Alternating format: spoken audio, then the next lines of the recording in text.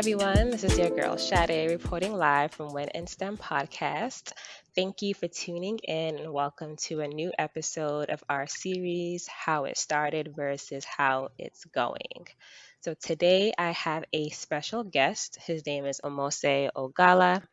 I believe you met a while back at the Yeah. National Gem Consortium event in Boston. When Yep. I tell y'all, my listeners, Omose is killing the game. He's either releasing a new mobile app, or he's doing a tech talk, or just something amazing in the tech industry. So, listeners, on my podcast, I really don't do introductions. I like my guests to introduce themselves in the best way possible. So, basically, unapologetically telling our listeners who you are, what you do, your accomplishments, what you're proud of, and any good stuff. So, the floor is yours. Thank you very much, Sade. I appreciate that. What's up, everybody? My name is Omose Ogala. I am a software engineer in test at Twitter. I've been at Twitter for about 3.5 years, almost 3.5 years now. And yeah, it's just an amazing experience. I love working with different types of technology, love building different things, and honestly, just pushing things out to the masses and getting people to work with some of the things that I've built. So that's a little bit about me. In my spare time, I do like to do different tech talks. I do like to chill with family, hang out, and just kind of enjoy life. Thank you for sharing time with us today. So let us get started. Our first question, what made you pursue a degree, a career in the STEM fields? What age were you introduced? Did you have family members or mentors that influenced you to pursue a career in STEM? Yeah, so I think that's like the amazing first question to kind of get started with. My journey into STEM, um, I guess, was one of those things that was more innate than for other people. Like growing up, I always had the interest in like technology, tech, and I think realistically speaking, so I'm Mhm. Nigerian. For those of you who don't know about my name, um, being in a Nigerian household, you needed to always focus on your studies, right? Focus on education. And my parents made this rule in school, oh, and rule at home, where they said that we can't watch TV during the week. Yep. So you, so you go to school, come back home, do your homework, and then after you're done with your homework, probably read, do something else. So what I quickly realized growing up was that there are a few times where teachers will say, "Hey, like watch this TV show, and then we'll talk about it in class." So I finessed the system by uh, attempting to watch my own like TV shows, and whenever my parents would come into the living room or something, I'll switch it to the science channel, and then I'll pretend like I'm watching the science channel. I'm like, yeah, the teachers are telling me to watch the Hmm. science channel. Uh, but one thing that I didn't realize that I actually ended up doing was I really like started to like instead of like switching back and forth from like the cartoons or the TV shows back to the Science Channel, I actually started watching the Science Channel, and I actually started liking the Science Channel, and it got to the point where I was watching the Science Channel more than I was watching like my cartoons or other TV shows, and I started to grow a huge interest there. So that kind of led to me like fixing stuff in the house with electronics or trying to do science experiments here and there. And in a typical Nigerian household, it's like, oh, you're an engineer. Hmm. Like, you kind of take that and you go with it. Like, yeah, sure, I guess I'll be an engineer. But in my case, it worked out super well with me, and everyone kind of supported me and pushed me forward. And as far as like people in my family who are like in tech or anyone who can kind of like push my career into STEM, I think I only had two people that were either engineers or one uncle who was an engineer, but it was a different type of engineering. And then I had a cousin who is a little bit older than me, Ihai Ekachuku. I know a lot of people in tech know him since he's kind of big on Twitter now. But he was one of the examples that I had for someone who's closest to my age to kind of like see what he's done and what I can Hmm. do. So that was actually something that was really cool to see. But yeah, that's kind of how I got into STEM, how I got into tech, and how I just started to gain that interest super early. And it felt like really innate to me because I just quickly immersed myself into it and never went back. Nice, nice. So how did you get into software? Because I give you props. I initially in college started off as a computer systems engineer. And once I started taking Really? programming Java classes, I was like, oh nah, this is not for me. So I ended up switching to electrical. So how did you gain that passion and, continue with it in college? Yeah, I think realistically speaking, it all started for me, I think in high school. Um, I think my freshman or sophomore year, I was like building things with my hands, right? So working with like circuits, working with like different like Mhm, IoT devices, right? But it came to the point in time where like in order to use Arduino, you needed to like learn how to code it, unless you're copying and pasting a whole bunch mhm, of different things. So I kind of started to look at how to like write like C.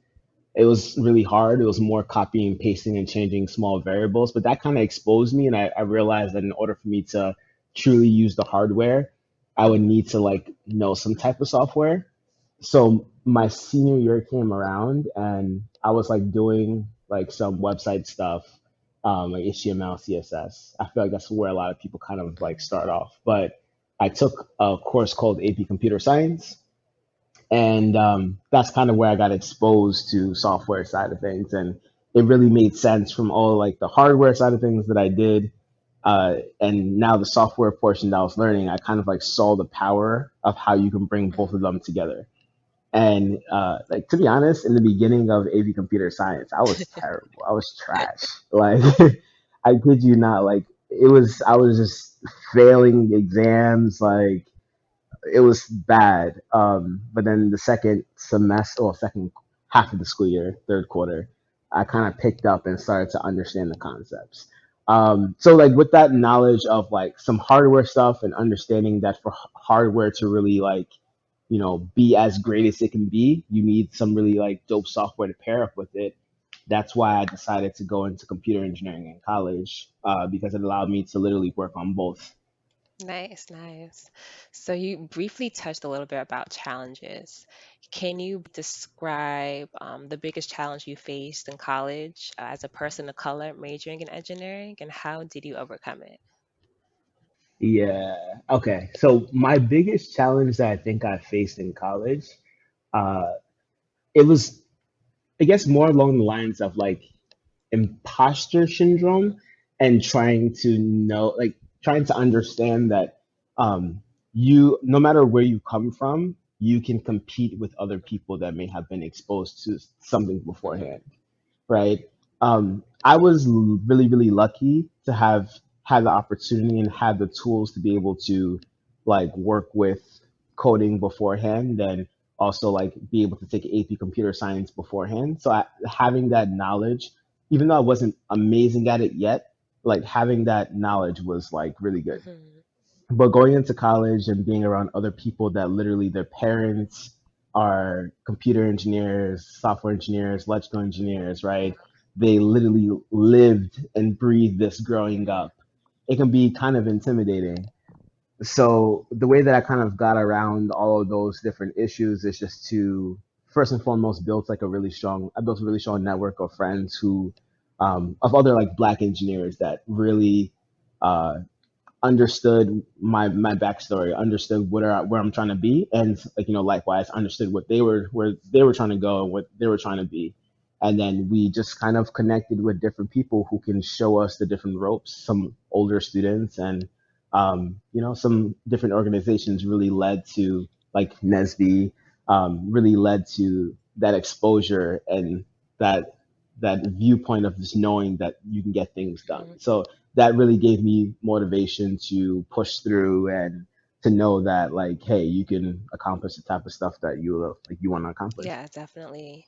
Even through all the interviews I've had so far on the podcast, imposter syndrome is the number one challenge that we all go through and it's intimidating, being, the only person of color, even sometimes the only female in these engineering Yeah, classes, where you have your classmates have been exposed to all of these technologies, all these engineering concepts, and you're like, wait, I'm the first one out of my family to go to college, period. Like, I don't know any yeah, of yeah, this.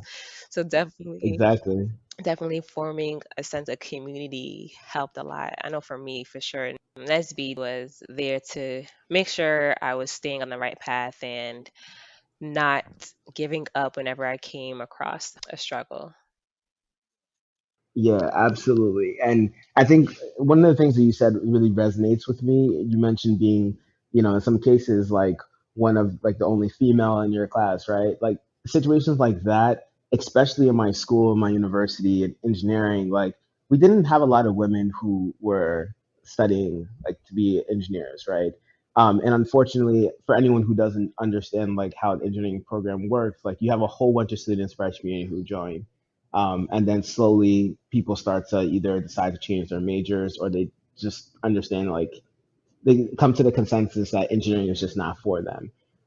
So it's just like really kind of like hard to see some people go and then some people who may not think that they can make it through. So having that support system to, or having other people who look like you there, whether it be another black person in the class, having another woman in the class, like that makes a huge difference to being able to feel comfortable to staying and completing the program, and understanding that like you have a place there. Like it's so crazy, and I've seen it so many different times. But it's just connecting people to the right people is the biggest Yes, thing. definitely, definitely. So in college, were you part of any STEM clubs? Let me think. I think Was it not? outside of Nesby, yeah, I think it was just Nesby. As an engineer, like as an engineer, you kind of want to try to have balance in your life, right? So I tried to join other student organizations that, or other multicultural organizations that just kind of like um, will stimulate another side of my brain, whether it be talking about social issues, whether it be just talking about anything else Mhm. that may not necessarily live within like STEM. I found Yeah. that to be super helpful for me because it gave me that balance that I needed. But being part of Nesby itself was really cool because I actually did hop onto like eBoard at a particular time, and I held different positions on the board, and it kind of felt like, in some cases, it felt like a STEM Mhm. club in a STEM club, but it kind of intertwined really well with each other. Nice. And did Nesby help you land your dream job? Maybe there were skills that you learned while you were on the e-board, or just any connections that you made Yeah, Nesby. I'm not sure how much time we actually have to talk about Nesby, at but all. Nesby Nesby held it down for me. In all honesty, if I were to like look back on my college experience and to kind of like see exactly where things in my life, where things in my college career started to like pick up, that got me to where I am now, Nesby is paramount in that whole situation. So definitely being part of Nesby, having that exposure from my freshman year, understanding like just imagine being like 18 on a freshman, you start college, and then they're just like, okay, we're going to a national Mhm. conference. You walk into the national conference where you have thousands of students who are trying to get jobs and hundreds of companies that are offering internships and jobs. And you quickly have to understand that first and foremost, you need to have good grades, or you need to try your best in school. Then you need to get your resume looking Mhm. nice, right? But then more importantly, you like look and you learn that you have to learn how to speak to people. You have to learn how to Yeah. sell yourself, right? That process is, it's like for an 18-year-old who just starts college, is really eye opening to you, right? And you can start working on yourself and start progressing to like meet Mhm. those goals. And I was able to do that with Nesby, and Nesby gave me so many opportunities, which actually ended up allowing me to come into Twitter and working straight out of Nice, college. nice. Even for me too, like Nesby, I got my job through Nesby and I've been here for 5 years. So all my Yeah, college listeners that you are here, please, if you're a person of color, join Nesby because Nesby will open up please. so many opportunities. If it's a job or scholarships, internships, just connections, it opens up so much doors. I'll honestly tell you this, like with Nesbia in itself, I was able to get my first, well, second internship. I got one internship from a different program, but my second internship in college at Dell Technologies, Dell, Mhm, everyone knows, I got from Nesby itself. And then literally from the opportunity that Nesby gave me on my resume to talk about different things, the stuff that I worked on at Dell because of this internship the next the next year when I was looking for a full-time job and I actually already secured an offer, I was able to go to Nesby, talk to other mhm, companies like Twitter, and then say like, yeah, I've worked on X, Y, and Z, and my previous internship was at Dell doing X, Y, and Z. And literally, Twitter was looking for somebody who can do exactly what I was doing at Dell. nice. And that opportunity gave me the job that I have right now. So it's crazy how the opportunities align with Mhm. each other and how these skills are super transferable to different companies. So it's a very valuable thing. So now that we've set the foundation of how it started, now we want to delve more into how's it going. So what steps have you taken or that led you to your current role? Yeah. So steps that led me to my current role, if we just were to just talk about like the internship stuff, is really just uh, being a sponge and learning as much as you can. Uh, like I said before, some of those skills that I'm using to this day, it started with this internship and then it grew professionally as I started working with other professionals and learning the industry a lot more.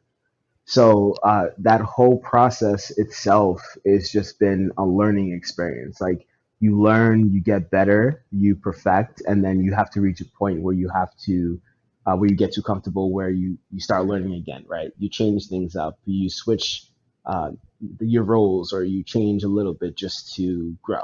And so far, it's been a continuous process for me of just trying to grow more and trying to do more. So now that so you've been with Twitter for 3 years.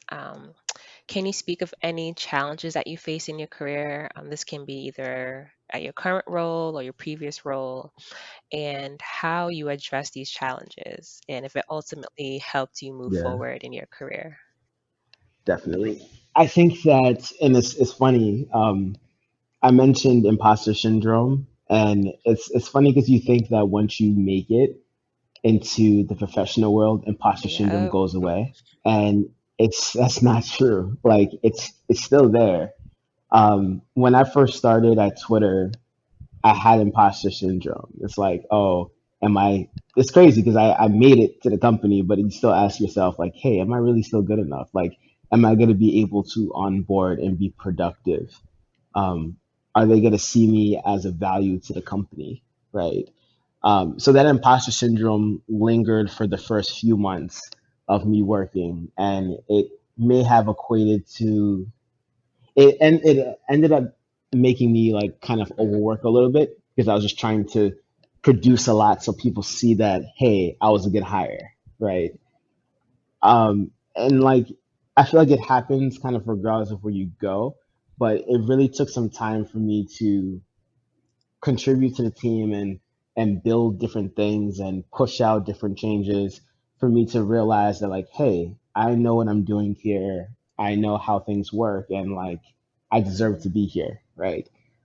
So definitely just the biggest thing that would allow you to get past imposter syndrome even when you hit the workforce is just familiarity. So ask all the questions you have.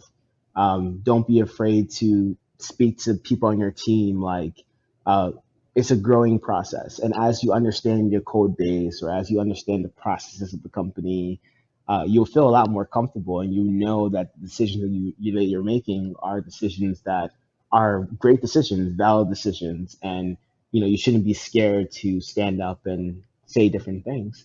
So all in all, I think that so far it's going really good.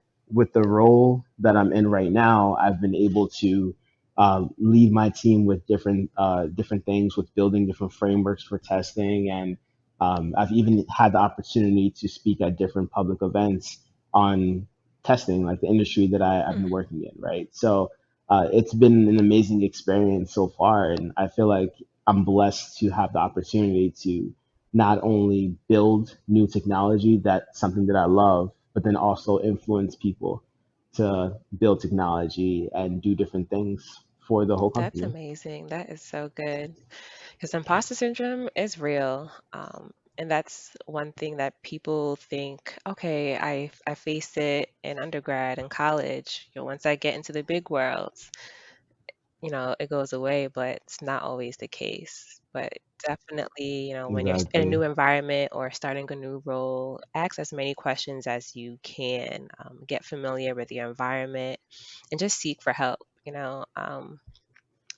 Seek for assistance, a network to help you get through the challenges that you may face. Hmm. So as a black STEMinist, we sometimes feel we have to change ourselves. Has there ever been a time where you had to turn down your blackness or change yourself to be accepted? Yeah, that's actually a really funny question. Um, some companies are a lot more quote unquote traditional than other companies, right? Some of these companies you kind of go in and you think super corporate. So I feel like a lot of people know how to code switch and code switch Mhm. very well. And I've definitely been someone who code switches, right? Where it's just, you try and make sure you pronounce words like properly. You try and make sure that everything you're saying is like super Mhm. spot on, or like all these different things, right? And for a long time, I was doing that. And to some extent, I still kind of do that. But I think working at Twitter has changed that dramatically, because Twitter, the company culture at Twitter itself is very very different than a lot of companies. Our company kind of prides itself on being super like accepting and allows people to really like be themselves and show themselves, as well as the different like BRGs, business Yep. research groups, or ERGs, employee research groups, that allow you to feel comfortable Mhm. with different people. So as a company as in itself, I go to work feeling like I don't have to change Mhm. who I am. I can speak the way that I feel comfortable. I can uh, connect with different people and feel comfortable. So I feel like, you know, it really does come down to the environments that you're working in, and you kind of just like really being comfortable with yourself to really open up yourself and to show um, who you really are, and people will accept that as time goes along. But all in all, like the environment itself would be an Mhm. accepting thing. I know you touched a little bit about standing out in your team, but can you provide any more input on a great way to stand out on and be seen as an asset as a person of color? Absolutely. So there are two different things that I think people can do. So first things first, you need to like be able to do your work, right? So learn as much as you can and contribute, whether it be technically, whether it be connecting different people in different ways. Like just be an asset with the job that you're Mhm. hired for, right? Which is this technical role, right? So just try your best there. But I feel like when people first start work, they get really caught up in this whole, hey, I need to be super technical, or hey, I need to build this new thing and push my team forward, which that is super important, right? Like having that impact with stuff that you build or stuff that you've helped build is seen as a win for Mhm. any team. But there's another side, this business side, that is either just as important, if not more important, right? So, business, when you think of business, they have different things they're trying to accomplish, and you need to make sure these business outcomes are perfect, right? Or that they're working super Mhm. well, right? So, if you can really understand how the technical side blends with the business, and you're able to like kind of bring them together and explain why doing something technically can impact the business in this type of way. And you're giving these inputs, which is pushing the team, allowing the team to make better decisions. That is something that's so Mhm. valuable, right? Because you would have your manager reaching out to you saying, "Hey, I'm trying to change this thing, or I'm trying to rework this thing. Can I have your input?"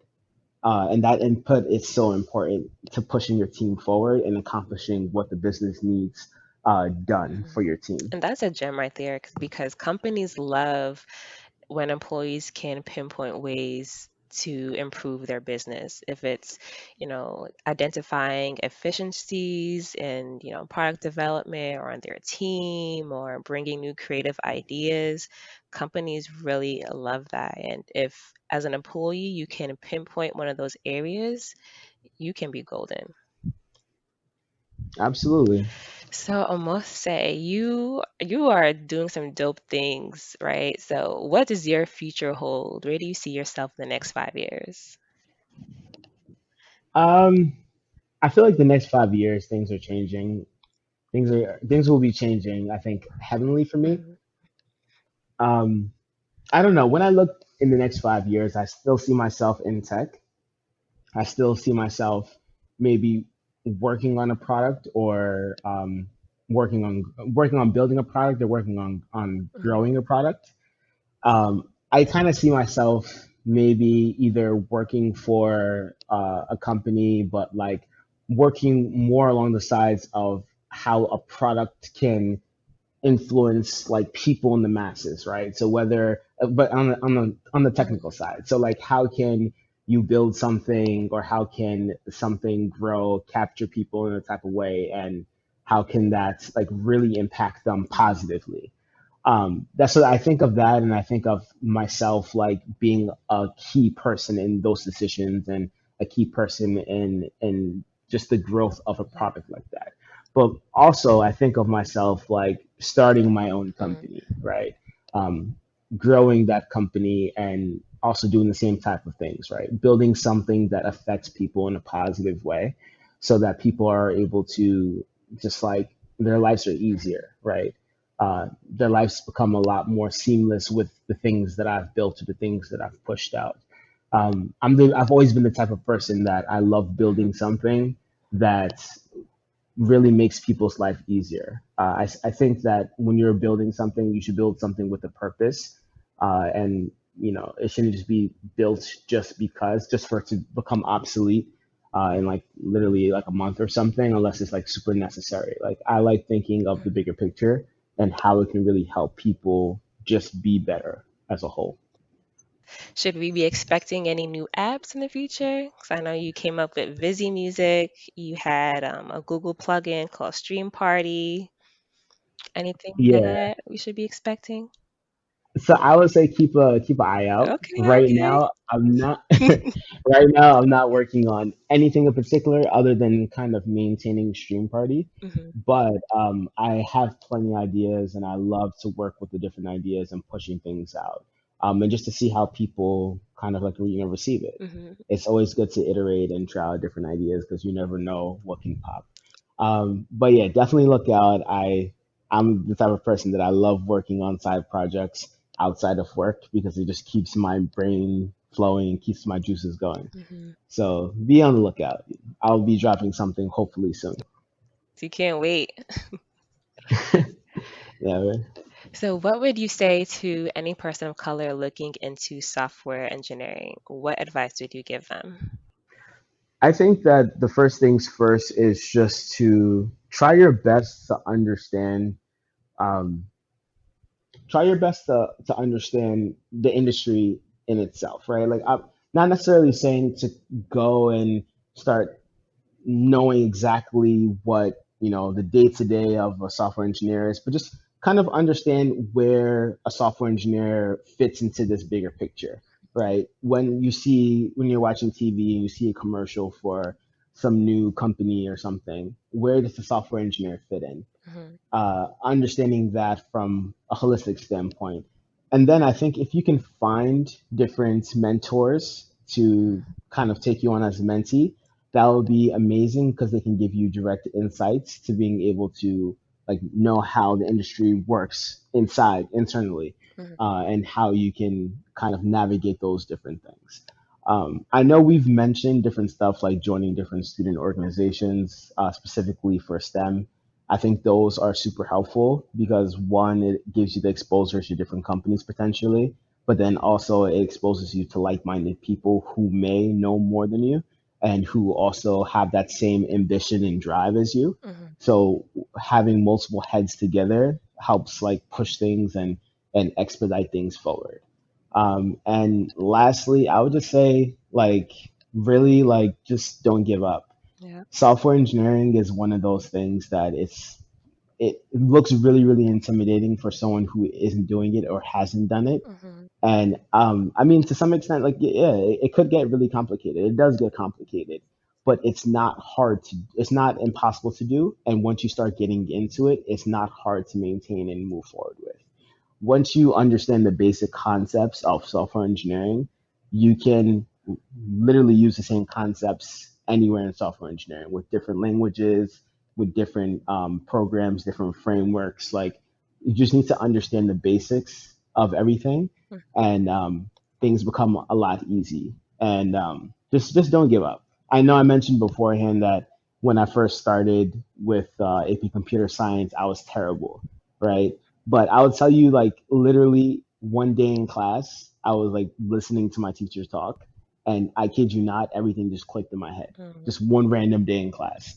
And all it really does take is just that one day for things to click. And, years down the road, you will look back and say, wow, like, I did it. So Yes. keep up the work and keep on grinding. Yes, yes, yes. Thank you so much for your wisdom and sharing your journey with us. I know the listeners and myself really appreciate this. Can you share your contact information if listeners want to get into contact with you? Absolutely. And thank you very much for having me on the show, Sade. So if you guys would like to reach out to me, I'm pretty much on everything. You can follow me at Omose Israel on Twitter. That's probably the best way to find me. So at Omose, OMOSEISREAL, Israel. And yeah, feel free to reach out, follow, DM me, and I'll be more than happy to answer questions or even point you guys to the right direction for people that can help you out. Cool, cool. So I'll enter all your information in the podcast description. Once again, thank you so much for spending time with us this evening. And our Thank you. listeners, I hope you're able to get some gems. And until next time, our next episode, y'all be great and go out and win in STEM.